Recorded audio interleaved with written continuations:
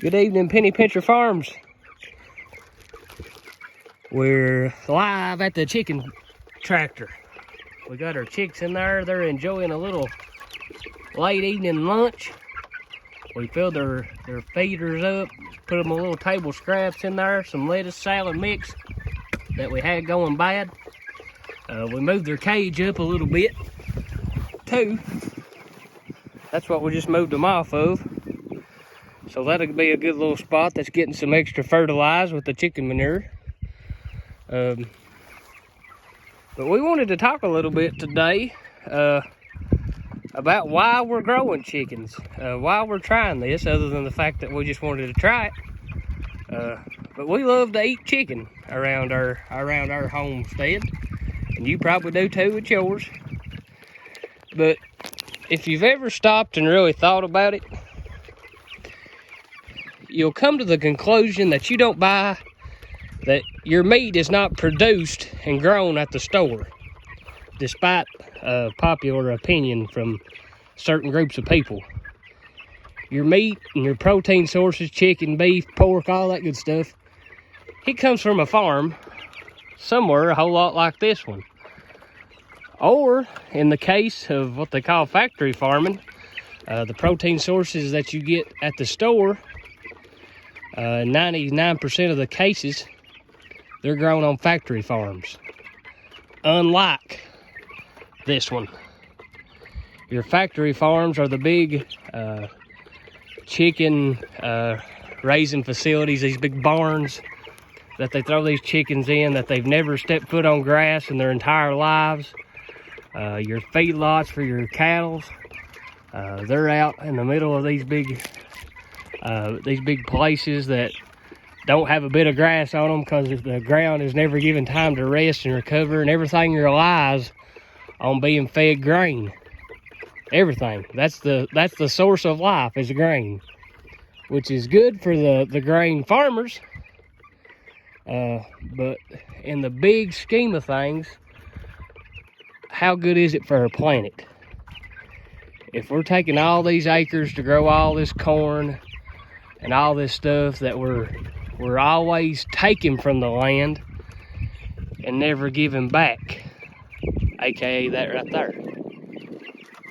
What's life gonna be like for our great grandkids if we deplete everything that our earth has in our lifetime? There's nothing gonna be left, and our later generations are gonna struggle. So let's imagine a world like this where our personal family, we've got mom and dad, and they got us two boys, and we each is, I got a wife, and my brother's got a girlfriend, a family of 6.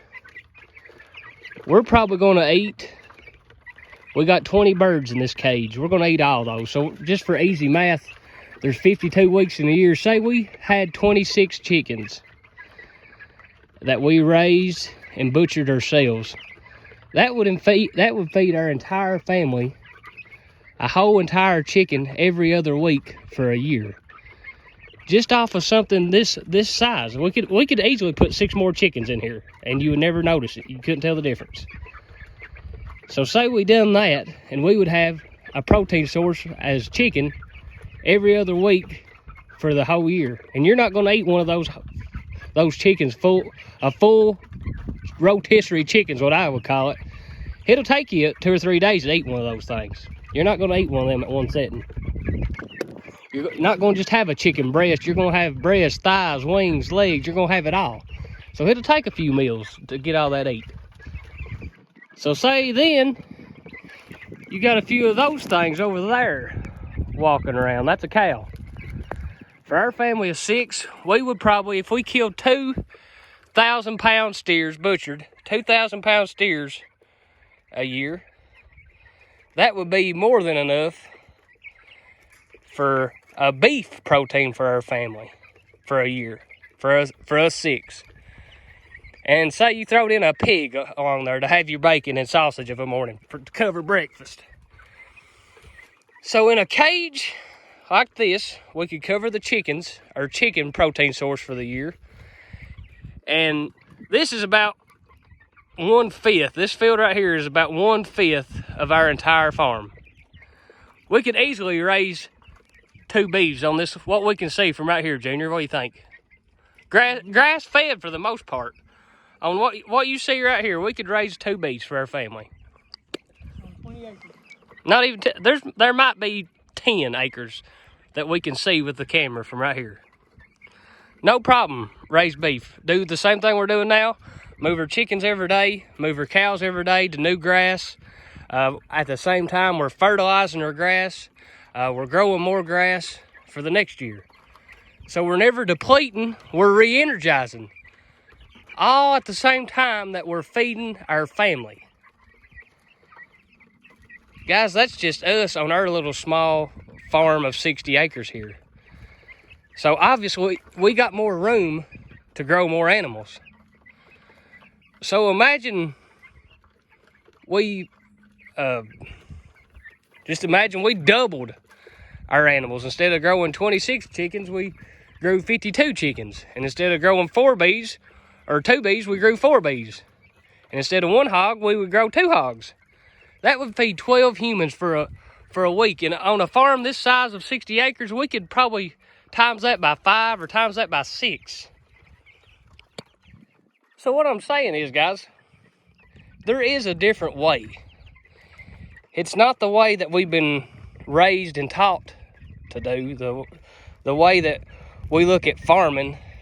This is not the way we look at farming.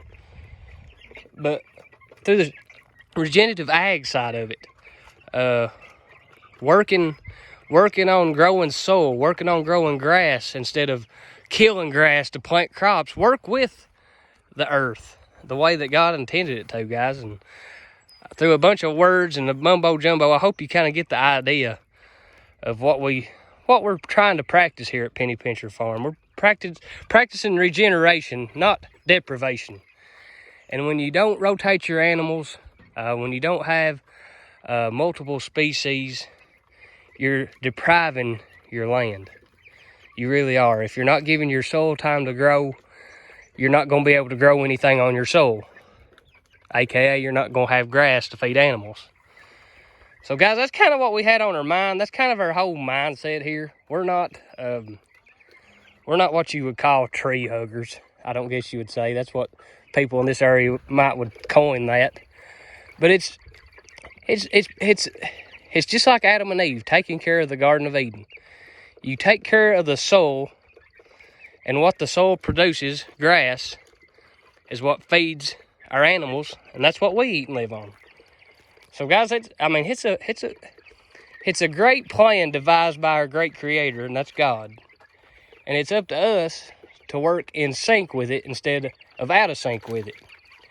And this is just a great example of a small scale of how you can feed your family, and ultimately, I would argue, how you can feed the world. With our simple math we've done here today, we could feed 2 or 3 neighboring families just on our small acres of farms. So everybody that has a small farm out there, if we all in just our county done this alone, if one farm could feed 5 or 6 families for a year, just imagine what that would do to your local economy. Instead of going to Walmart to buy your hamburger, you went to your local farmer and bought a beef every year. You went to your local farmer and bought 50 chickens every year. You went to your local farmer and bought a pig every year. Just imagine, just think with an open mind what that would do to your local community as far as economically and for relationships. I mean, it would just absolutely strengthen everything. But guys, we're going to go move the cows now. We're going to jump off that soapbox and try not to fall. But you guys may agree with us. It may open your eyes to a new way of thinking, or you may totally disagree with us, and that's your right. That ain't no big deal.